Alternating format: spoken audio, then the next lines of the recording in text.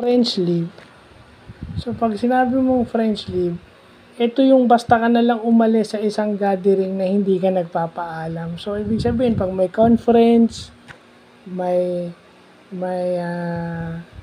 seminar, kung bigla ka na lang umalis, or party sa office or ganyan, pag bigla ka umalis, ang tawag doon French leave. Basta ka na lang umalis, nag-walk out ka, bigla ka nang nawala, o umalis, tawag doon French leave. So, yun pala yun. Yung bigla ka nawala or nag-walk out ka, tawag doon French leave. Sabihin nang nag-walk out, wala ka man lang pasabi na aalis ka na. Nawala ka na lang doon sa pwesto mo, bigla ka na lang lumabas. So, yun. Siguro management yan kasi management yan, pati yung sa mga gatherings, lalo na sa hospitality management. Pag umalis ka sa isang gathering na hindi nagpapaalam, French leave pala siya. So, yun lang po.